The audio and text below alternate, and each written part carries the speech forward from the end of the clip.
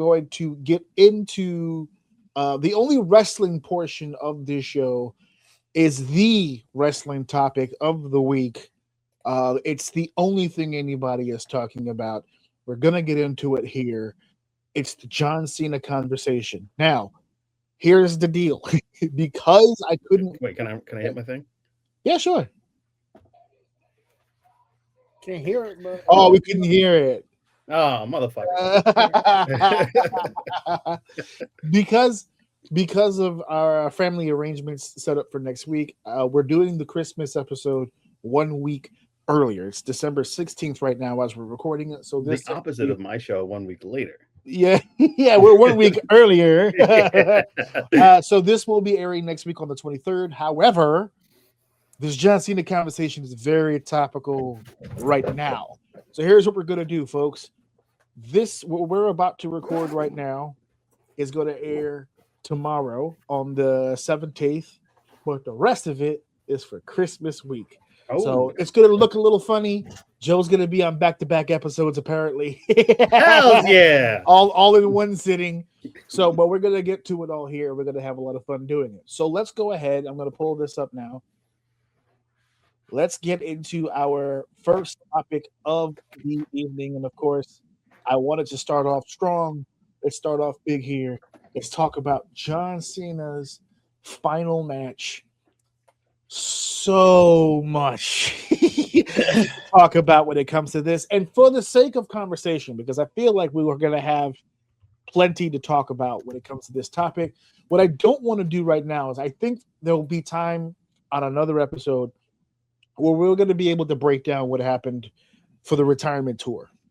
I think there's plenty to talk about. There's plenty to break down as far as how the whole farewell tour took place. By the way, I will not forget that the farewell tour for me began in the house of Pombo 1 year ago, which my son is now asking if we can go back to your house. Really? My son was like, "That was fun. Can we go back over there?" So we'll see. But you're always welcome, buddy. The farewell tour has come to an end officially. There'll be time and place for that. We will get to that. But I think for the sake of this conversation, because I feel like there's a lot to talk about here, John Cena's final match took place this past Saturday as we were recording. It's John Cena versus Gunther. One. First and foremost, Dave. I want to start with you, Dave.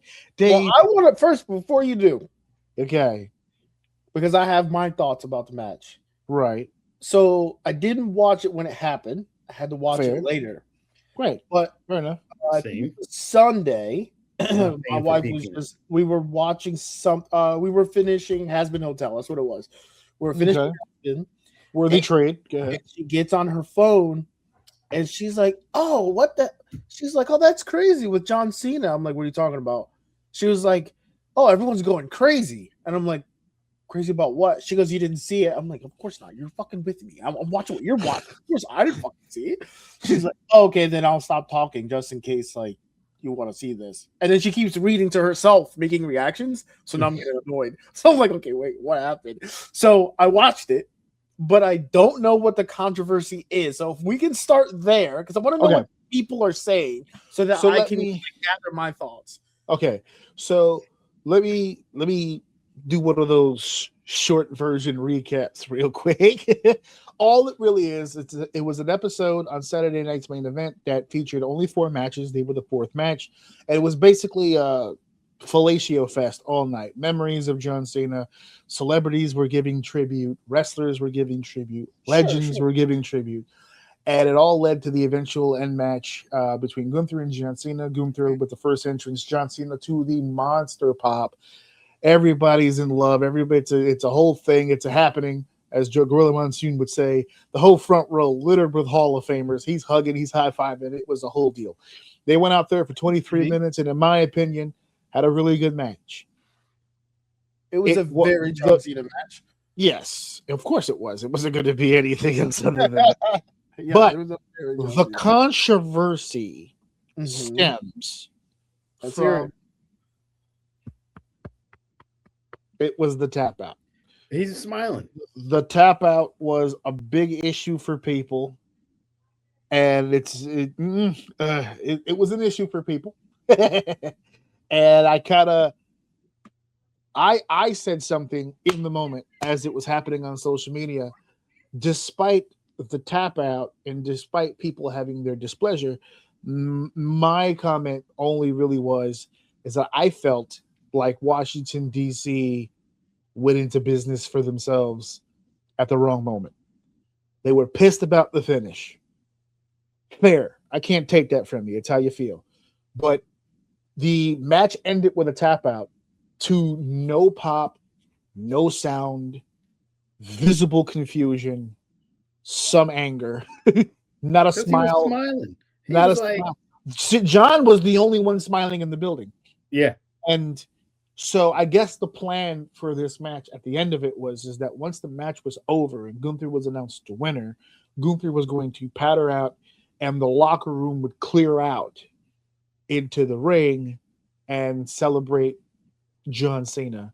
And the first person out of the curtain was Triple H and Stephanie McMahon, which led to a tremendously loud It was huge set of boos.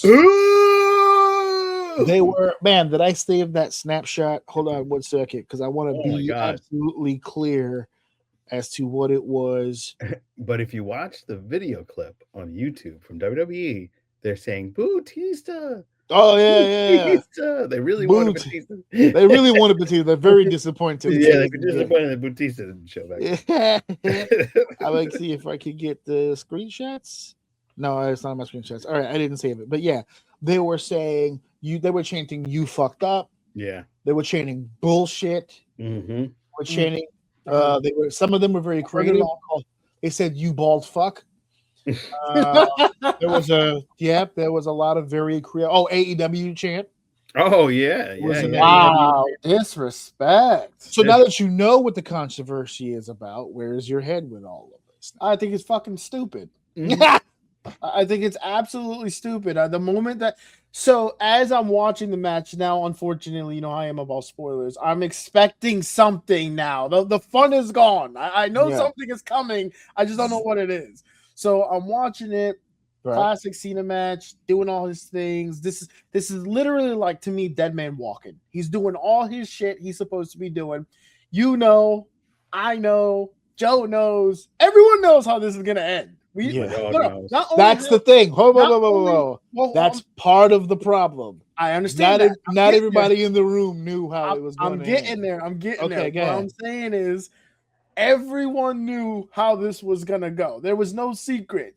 John Cena is, if there's anybody who's gonna go out the traditional way you're supposed to go out, Cena's probably one of the few that I think is left that's gonna actually do it. So the fact that I was just looking to how he was gonna do it. So when he tapped, when they kept pushing on him, he just kept grabbing on him to the point where he was just done and he tapped out.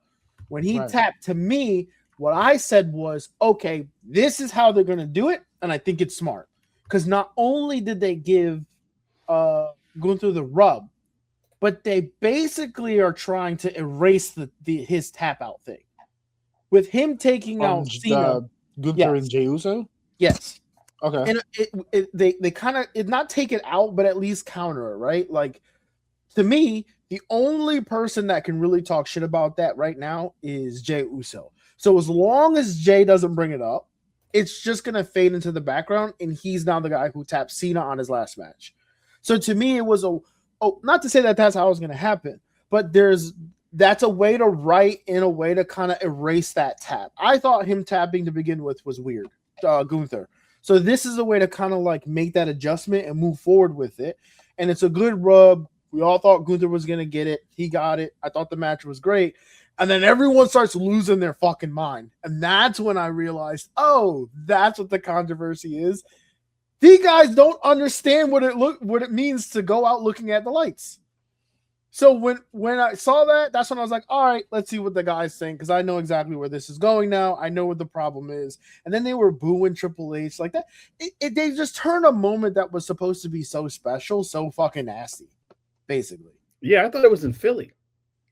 It did have You a know Philly what? vibe. It did have Yeah. a Philly vibe. Yeah. See, at least it would have been acceptable there. Exactly. It They was would have went, oh, it's Philly. Yeah, Oh, we get it. We okay, get they, it. all they right, took we a, they understand. took away the joy of what this was supposed to be in my head, that end moment. But whatever, it is what it is. And I felt like it was loud enough, but It's loud. you could tell once it dissipated and they started really chanting and cheering for John that it wasn't the whole building. There was a select number of people that wanted to make it clear to everyone involved that they wanted their voice heard and their displeasure registered. It was enough. Joe, where do you stand on the time and place? I mean, Okay, they didn't like the finish. Fair. Was that the moment right then to voice that, or not? I mean, like, listen, wrestling fans don't give a fuck, and if they get drunk enough, they really don't give a fuck. So maybe they waited to the last match. They were probably drunk as hell, and they let you know what's going on in their minds. Me, I'm like, that's how it's supposed to go. I was just surprised they did it on a Saturday night's main event. It's John Cena. I would have WrestleMania that up, baby. Like that'd have been WrestleMania 43 or 2 or whatever to the fullest. Well, like not 3. He's not going back to Saudi Arabia. no. All right, the Vegas. Like for sure, I thought that would have been Vegas. He'll do Vegas. He'll do yeah. Vegas. Yeah, Come on, we'll get him in Vegas. I'll go to Nevada. I'll go to Nevada. Or maybe it's a swerve and he'll come back and be like, I can't go out like that and like whatever, get his revenge. And make Man, if he did that, they would really be throwing it on that smile on his face. I've seen that before when someone worked for 30 years and they were retiring and that was their last day. That's at it. That is true. I'm done. This is the last time another man will be grabbing me like this. Yeah, take me home, bro. I'm done. That's right. Fucking hang these. And the thing is, it was it wasn't even like a desperation, like get him off me kind of. It was just I was like, I'm going home now. Thank you. Yeah. I'm done. Goodbye. I'm fucking done. Yeah. Oh man.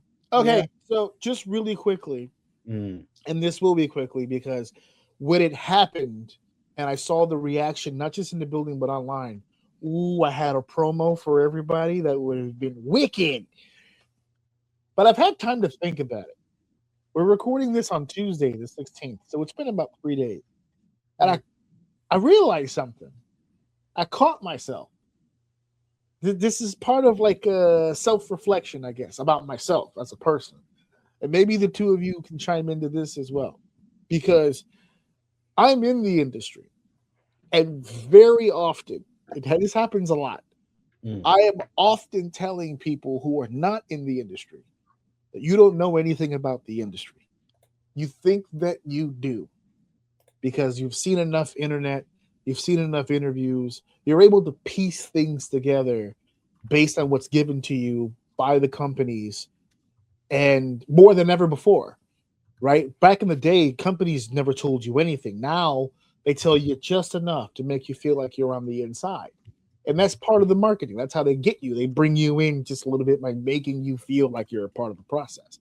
But I have been very vocal on this show in saying that just because you watch a lot of the program doesn't mean that you're in the industry and that you know about the industry. So as mad as I was with the people, not just who went into business for themselves, but the people who legitimately got upset, got pissed simply because he lost. Forget how. Because there are some people who are going to sit there and say, I expected him to lose, but what's with the tap out? We'll get there in a second. But the fact that they were mad that he lost at all, or the way that he lost, however people want to channel that anger, I was pissed at first. But now, I'm not so angry anymore. Actually, what I feel now is validation. These are fans. And for as much as we tell people as a fan you don't know, I can't be mad at them for reacting this way because you don't know what you're talking about. You're going based solely on the fandom.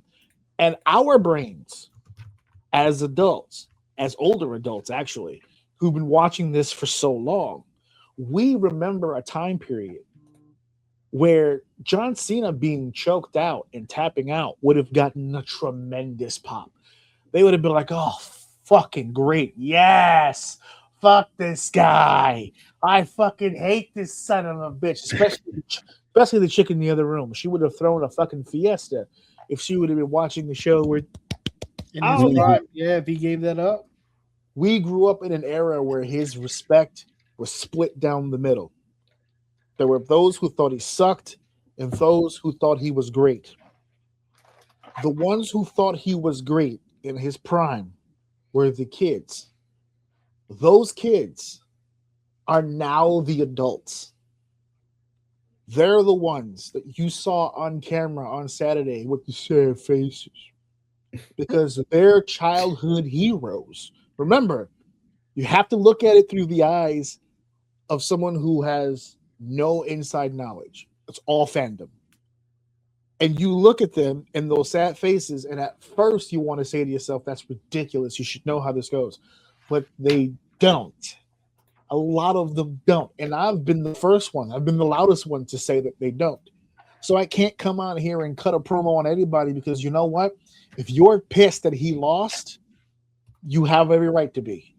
If you're pissed that he tapped out, he says to never give up, and then he gave up. Great.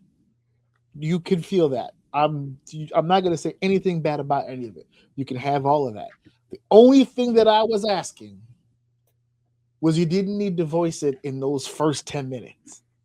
Give the motherfucker his 10 minutes so that he could wave goodbye. If you notice, John didn't cut a goodbye promo. Nope, he was out. He played a package. Mm-hmm. They gave him 2 belts to pose with. He took his little sketches off in the ring. He gave us the big salute, and he walked off into the sunset, and that was it. If you'd have held off on the booze for just 10 minutes, I wouldn't have given a shit. As soon as that camera cut off and John is gone and Triple H is heading to the post-show desk and you want to fucking let him have it, have at it.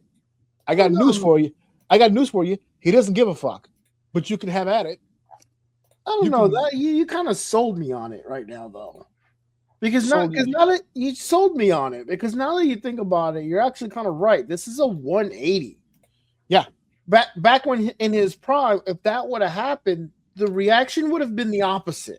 Yeah. They would have exploded that this guy finally took an L. So happy. Exploded. Yeah. And at the big, you said you don't want to do a rundown, and I'm not going to, but really quick, in the beginning of this whole thing, his whole shtick was you guys didn't respect me. You didn't value me while I was here. And then only to get to the end, the thought of him losing, the boos are here now, but it's for a completely different reason.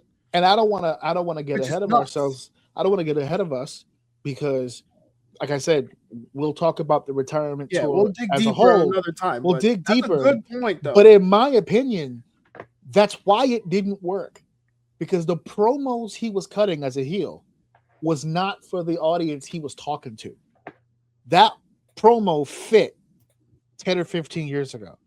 That audience would have given him so much heat because he would have been holding them accountable, and they don't like being held accountable. This audience, when he cut those promos, were looking at him like, what the fuck did I do? I didn't fucking do anything. I've been dick riding for 20 years. I haven't. No, Johnny, it wasn't me.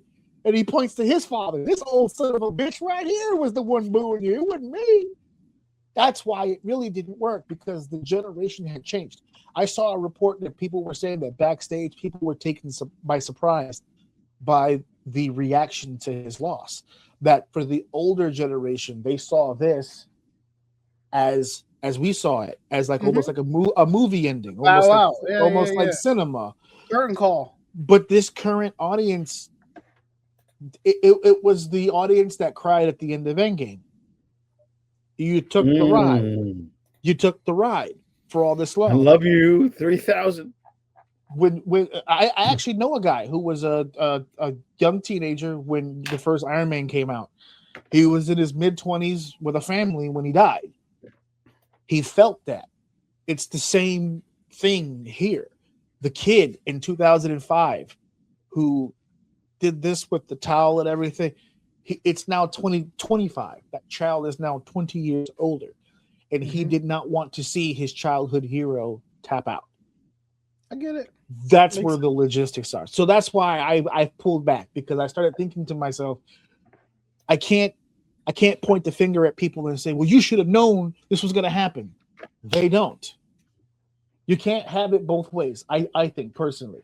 I think as a performer, as people who are in the industry, you can't get mad at the fans for behaving like they aren't aware and then hold them outside the fence so that they are not aware.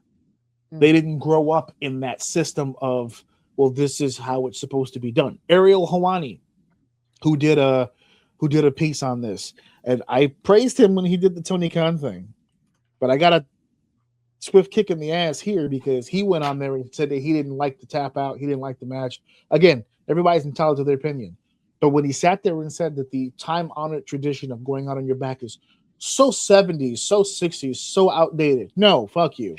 It clicked to you? No, it triggered the fuck out of me because Joe, I may be wrong on this, but we are not the only sports/entertainment system that has traditions. Am I wrong in saying that? You're not wrong at all. The man himself is an MMA reporter. Does MMA not have unwritten rules or subtle traditions that every fighter does? What is your opinion on that particular take? Do you believe that this is do you still believe that the time-honored tradition of going out on your back is a good thing or a negative thing? It's a positive thing. Even because for today's fans? I'm not just cutting it at that because I had indigestion, but I'm old, damn it. give me a minute. I gotta catch my breath. As an older person. Go ahead. No. It's I'm a long time wrestling fan. I was there when Piper went out of the lights in a weird way, but Piper, and Hogan kind of sort of, but he just kept coming back. He kept crawling back. But literally even crawling. When he was 70,000 years old and finally retired, everybody does the deed, and they've got to go, and it's their time. They got to do it the right way. And woo! Ho, ho, ho! I was gonna win that one, but I gained a few lbs. It's too tight. Oh, I know how that feels. That's why I'm gotta get the loose alien one on, dude. You gotta keep a loose alien one in your closet, dude. Yeah, every now and then, just pop that. That's why I'm wearing my Vegas shirt, not my CQ shirt, because too many Christmas cookies at work. There you go. Hold that thought. Anyway, the point is, it's a time-honored tradition. Everybody that you loved, except for the Ultimate Warrior, did it because it not only is a precedence from way back when, like Bob Backlund and he was looking up at the lights at a different level. He got tapped out, but we're talking about. I'll just go back to the 70s with our buddy Bob Backlund. Tapping out way back into the Iron Shiki Baby, and then Shiki Baby humbled. Tapped out. Yeah, he got humbled and he got fucked in the ass, so humble here. Yes, I humbled. And then Hogan comes in and he takes out the Sheik and he takes out Andre, and Andre goes out looking at the lights, and Andre was a big deal. Andre was probably the most beloved wrestler in history to this day, and according to Bad News Allen, he's a little bit of a racist, but we'll get into that another time. That's a great parallel you just made, actually, because a lot of the arguments that people had about John Cena tapping out, it's well, he never taps out. His whole mantra is never give up. He would never tap out. Andre the Giant, on very rare occasions throughout his entire career, was ever pinned. Yep. Ever pinned. It had to be the right event with the right opponent. And yet still he went out on his own. He went out on his back. Still did it. So good job. The greatest of the greats to the, even the Brooklyn Brawler. The lowest. Speaking of greats. There you go. I mean, when you're a great jobber, you're still great at it, The greatest jobber. Yeah, of all time. Except for my man got Barry Horowitz, actually. Yeah, Barry Horowitz. Oh my God, that's but yeah, I mean, it's something that I can't let go. It's always going to be the case where, like, when you retire a jersey in basketball, You put it up in the arena where it started. We don't put that number on this team anymore. That's our tradition. It's the same thing. In wrestling, you know, your sweaty guy lays down and the bigger guy gets on top. That's The bigger, younger guy. The bigger, younger guy. Yeah. The guy who's supposed to be carrying the company for after the future. you're gone. Yeah. Right. Yeah. And, you know, I thought it was, I mean, I don't know if I'm skipping ahead, but when Gunther left on Raw this week, we're no segment on that. So, no, it's fine. You can talk about it. All right. When he left, AJ is going to be retiring next year. That's the rumor mill. And Brock. Yeah, somebody put together that little Mortal Kombat tower with all the villains on it. That's great. And he's like, he got past Goldberg, got past Cena, next is AJ, and then at the top of the pillar was Nikki Bella. Nikki Bella. Oh my god, that's great. I can see you're tapping her out too, man. Well, that's gonna be the toughest challenge yet. She'll get lawyers. But when he went out, and then that's gonna be for the Patreon. Yeah, exactly. It's a special event. Yeah, so when he came up to AJ, I was waiting for him to say like "you're next" or something like that, but instead, you know, he said did the "you can't see me" and drove off. But I'm like, yeah, I could see Gunther being like the legend killer as Randy Orton was, just to being the legend quitter, like making all these guys quit the business. I heard that comparison with the legend killer, but you know what's funny? When Randy Orton was the legend killer, all he was really doing was beating people in matches. Gunther is sending people home forever. Forever. He's just not beating them in matches. He's taking their fucking life essence from them. He's doing the quickening from Highlander. Yeah. Your soul. R.I.P. I was gonna say shout out to him. Shout out. Yeah. Just recently passed away. Yeah. But yeah. So Dave, there's a big question going around as far as Gunther. Right, so we talked about the tournament on the show at the very, very beginning of it. We didn't touch on it after that first round because we had already called exactly how this was going to go, and it went verbatim how we said that it was going to go. It's going to end with Gunther. We said that this was a good decision. He can get a lot from this win. Now that it's over, and now that we see people chasing him in the streets, yelling at him, throwing stuff at the bus. Had to call the police. He had to get a police escort to a tour bus to take him to wherever they're taking everybody. When he comes out on Raw, the building is literally shaking with the chorus of boos. Do you feel vindicated? Was this the right call? Of course it was. Because who can capitalize on this level heat? If you listen to the internet, they'll tell you. They'll throw names at. Let me throw some names at you that I've heard. Let me stop you there. Yeah, go ahead. No. I'll go ahead and stop you right there. There is nothing, and you can read that list if you want. I'm fucking with you, but there isn't a name that comes out of your mouth right now that can work this level of heat. Gunther can right now. So I am actually curious who they said. We've heard names like the one that Joe Pombo just brought up, LA Knight. Yeah. They said LA Knight would have really truly benefited from a win like that.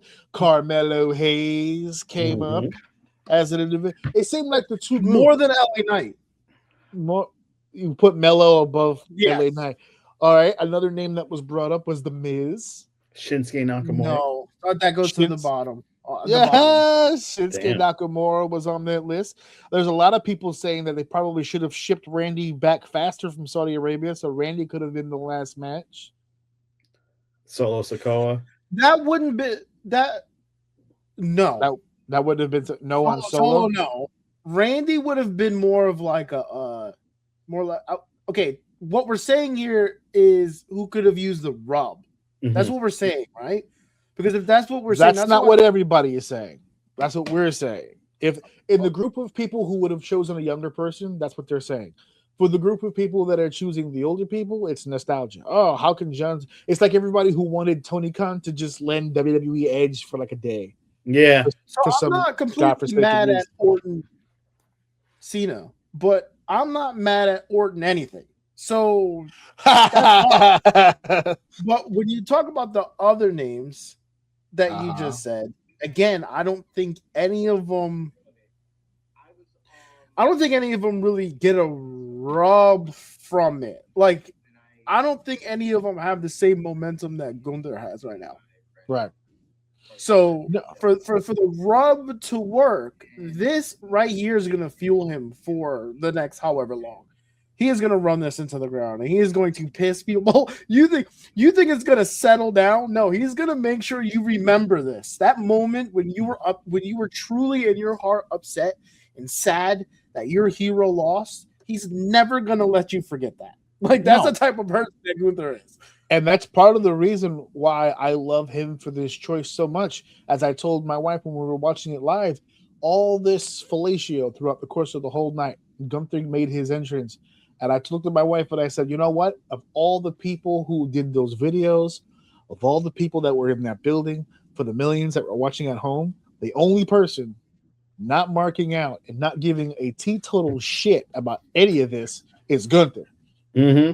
This was John Cena's final match, and everybody was in a hullabaloo. To Gunther, it was Saturday. He didn't give a shit about I beat another guy. I beating the guys. Beat them it.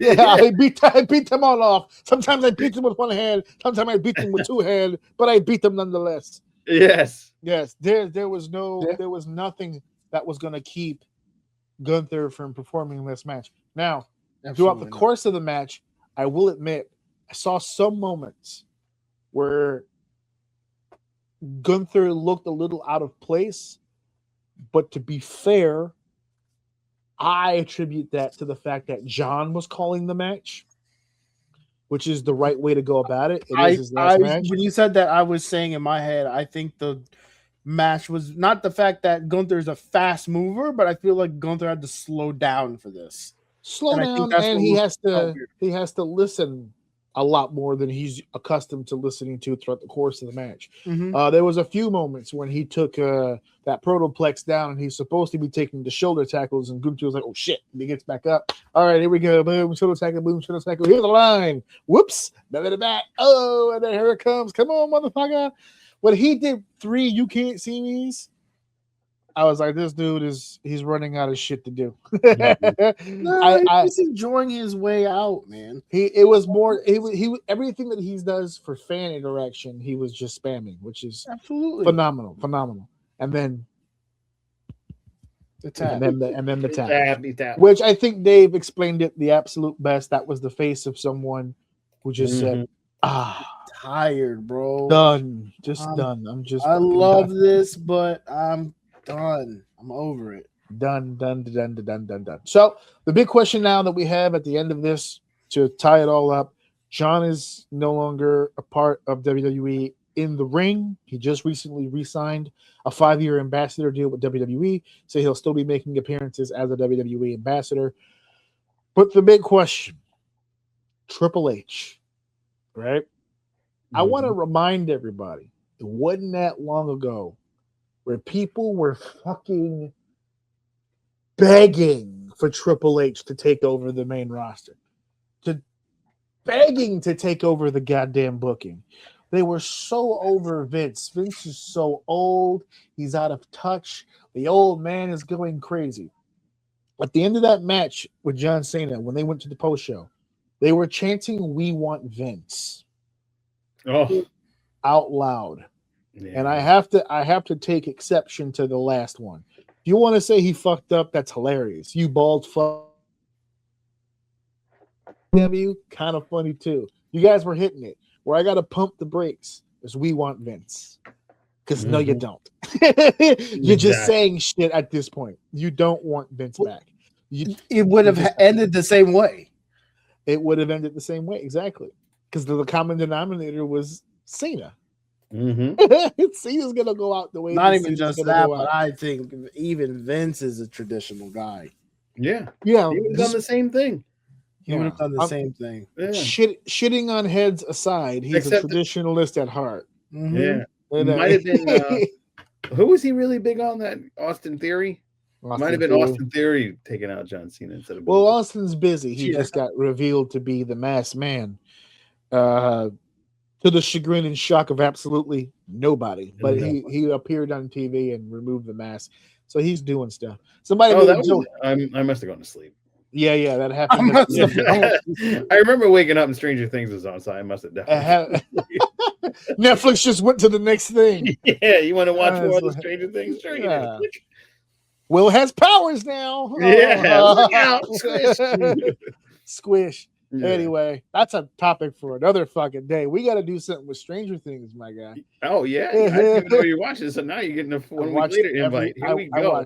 I watch every episode. Thank I was you. trying to get movie theater tickets, but they're all sold out. Yeah, same here, bro. Same here. So that's John Cena's final match. I'm glad that we were able to do that.